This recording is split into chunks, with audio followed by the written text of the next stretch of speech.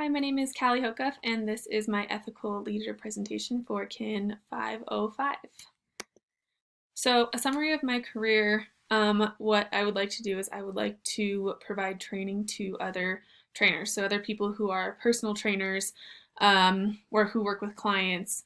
My goal with that is to help provide them further education beyond just the general certified personal training cert that people get from NASM or ACSM or those different organizations. I want to teach them to help keep their clients safer um, and also help teach them to create the safest possible programming because the goal of being a trainer isn't just to make someone lose weight or just to lift a certain amount of weights. It needs to be about keeping them healthy and using proper biomechanics all the time. I also want to help teach people about the importance of assessments. I've worked in the fitness industry and gyms for the past 6 or 7 years, and I've seen so many trainers over my time there who do not use any kind of assessment when they get new clients. So I want to help emphasize the importance of assessments with other trainers. And also I want to be able to have a large section where I help educate them on common red flags that trainers really should be aware of.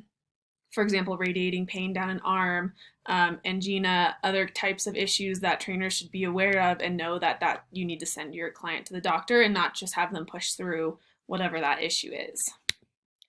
So my leadership style and then some strategies that I would use in my leadership.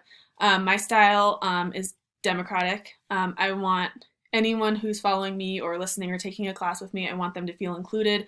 I want them to feel involved, and I want them to be a part of what's going on. I want there to be a dialogue and to be able to have conversations, and if they have any questions, and just to feel really comfortable in the situation, but also have them be confident in my knowledge that I can provide them knowledge.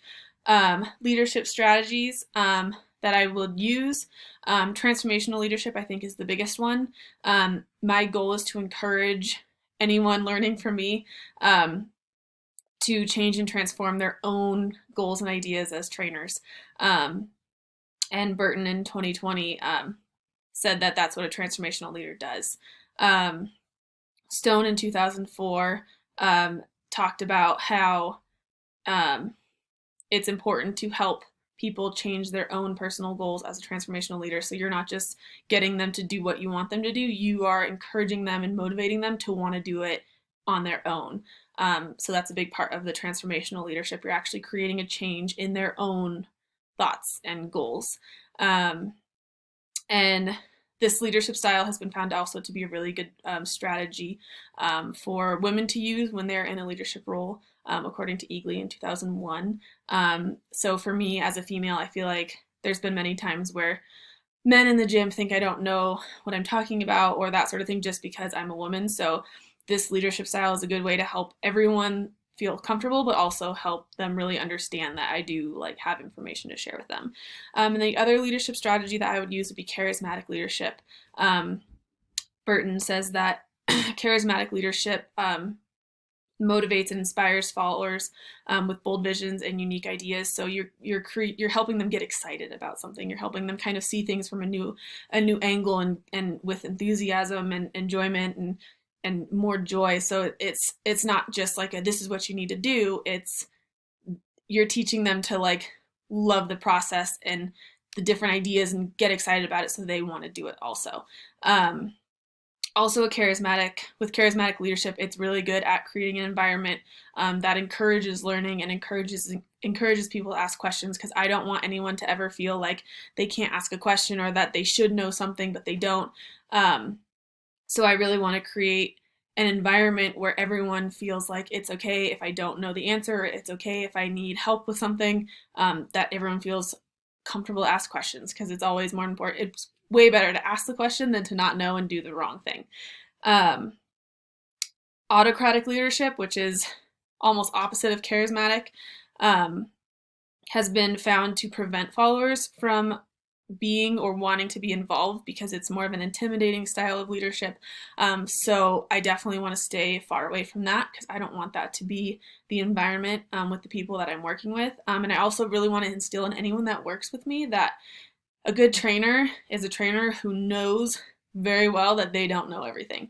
So for me, as I've gone through schooling, through my different certs, through my bachelor's, my undergrad, and now my master's program, I have learned that I have so much more I need to learn. I think that's really important as a trainer, to never just get to a point where you're like, all right, I know everything, because that's when it becomes dangerous, because you need to always be able and willing to look further, to learn more, so that you can make sure you're keeping your clients safe and healthy.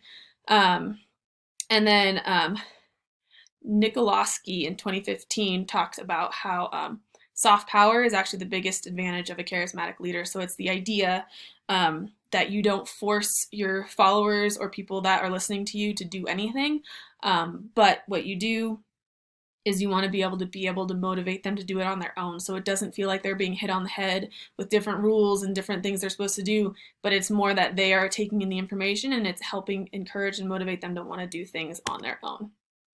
Some ethical issues that may arise in my career of choice could be proper gym and fitness attire. Definitely this day and age, there's a very big movement that like people should be able to wear whatever they want, like woman empowerment, like you do you, that sort of thing.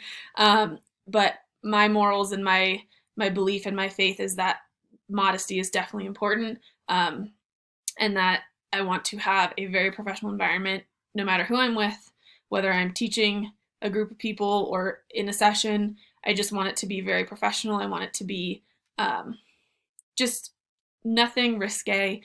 No small, tiny clothing is going to be allowed if I'm teaching a class or teaching sessions, just because that is a strong belief of my own. And Tangney in 2007 talks about how if you can help people to understand and empathize your point of view and why you have created a certain rule or a certain boundary, that will help them want to be okay with following it or be willing to follow that rule or whatever. So one of my goals to help deal with that issue would just be to just be really open and be like, hey, this is why I feel this way. And if you could respect that, that would be awesome. So that's kind of how I would address that. The other ethical issue that might come up is that I strongly believe that only someone who is fully certified and very well educated should be working with clients. I've seen upwards of 15 people get injured because of trainers who just don't have enough education. And I personally don't think just a personal training certification or a certified personal training certification, whether it's from NASM or ACSM or ISA, any of those I don't think necessarily are enough. I think that if someone really wants to be a good trainer who can keep their clients safe and get them as healthy and fit as possible, I think that requires more education. So yes, even though people who just do those certs are certified to train, I think that it's the responsibility of everyone who wants to be a trainer to go out and continue to learn more, take more classes, whatever you need to do. But just that one class, I don't believe is enough to help trainers keep their clients safe and all of that. I know for me, I got my personal training certification before I graduated with my undergrad in kinesiology, and just from my experience, I knew nothing when I came out with that personal training cert. So I know a lot of people will be like, well, they're certified, like don't talk down to them or don't make them feel bad, and that's not at all how I want to make people feel or I want to paint it. I just think that it is unethical if someone takes on the responsibility of someone's fitness and health of their body and isn't prepared to do that. So that's why I would just want to encourage anyone that takes a class from me or is training with me, that being a trainer is something that requires constant learning, constant growing, and not to make anyone feel bad who doesn't have that knowledge yet, but just open their mind and just help them understand that you need to keep learning. Like, don't just read that one book that NASM gives you and think you're good to go. There's so much more than that if you want to really make sure that you can help people as much as possible and keep them as safe as possible. Also, in terms of biomechanics, I love biomechanics. It's one of the sections that I find the most interesting in like the realm of kinesiology. And what I learned from my NASM certification for biomechanics was very minimal, and I wasn't really able to apply any sort of biomechanics or proper biomechanics to clients until I had taken a lot more classes on it. Whereas in 2016 talked about how injuries happen all the time that are due to negligence or a lack of knowledge or education on behalf of the trainer. And it's an easy fix, and that all it takes is more education, but it takes time and effort. So I want to instill in anyone that's learning from me that be hungry to learn, have a thirst for knowledge, and just continue to keep learning. Don't think of it as a to-do list, or don't think of it as some heavy weight that you just have to get done. Enjoy the process and really want to like learn about it and watch more videos from people who are certified and doctors and anything you can get your hands on. Just really be interested in learning. Now in involving a Christian perspective to this, there's two verses that really stick out to me in terms of how to be a leader. The first one is Titus 1:7-9. Since an overseer manages God's household, he must be blameless, not overbearing, not quick-tempered, not given to drunkenness, not violent, not pursuing dishonest gain. Rather, he must be hospitable, one who loves what is good, one who is self-controlled, upright, holy, and disciplined. He must hold firmly to the trustworthy message as it has been taught, so that he can encourage others by sound doctrine and refute those who oppose it. So this one, I think, is a really great kind of guide of how to be a really good leader according to God, and to be patient, and to not to be drunk or violent. Don't be dishonest. So honesty is huge if you're a leader. Be welcoming to everyone. So be hospitable. And just being ethical and upright and holy. And these things are very important as a leader if you want to have followers who believe in you and who can trust you and all of that. And I also like how it talks about hold firmly to the trustworthy message as it has been taught. So what God says, hold to that, have that be your standard, because then you can refute anyone who tries to tell you different or tries to say you're not doing it right. If you can line it up with God's word, then you're doing good. The second one is 1 Timothy 3:1-3. The saying is trustworthy. If anyone aspires to the office of overseer, he desires a noble task. Therefore, an overseer must be above reproach, the husband of one wife, sober-minded, self-controlled, respectable, hospitable, able to teach, not a drunkard, not violent, but gentle, not quarrelsome, and not a lover of money. This one is similar to the verse in Titus, but I also like the fact that it's throws in not a lover of money. So I think anyone in the fitness industry needs to have a passion to help people and not do it for the money. I think it needs to be a pure place of wanting to be helpful and to be gentle with people and help them feel better and help them gain confidence and all of the positives that come along with health and fitness. Have a passion to share that with others. If someone is in training just for money, it's not going to end well for them or for their clients, because it's not going to be fulfilling. And I think it's really important to have a true passion to help others when you're in this field. So both of these verses, I think, are really great to apply to my role as a leader and as a personal trainer, because it just gives a really good outline of how to behave and how to be a Christian leader. What I've learned in this class, I've learned that it's very important to think about how I'm leading. So don't just go out and kind of wing it. I think it's really important to lead purposefully, have an idea of how you're leading, what your leadership style is, what your strategies are, and really have a game plan on how you're going to do it.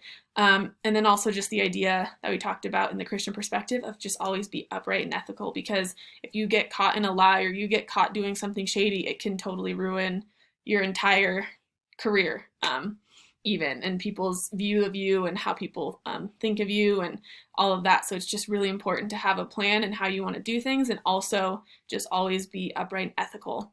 And also I've learned that through all the different case studies and all the different scenarios we read through the textbooks, being a good leader can just help prevent issues from arising. So if you're a good, strong leader and you can either nip bad behavior in the bud or not allow certain bad behavior to start happening among followers or in the group, that can help prevent issues. If you're a good moral leader and you're fair and you're kind, that's going to help keep peace and help everyone feel good and in a comfortable environment. Whereas if you're dictatorial and you favor certain people, and you're going to end up building resentment among people, which can cause a lot of problems.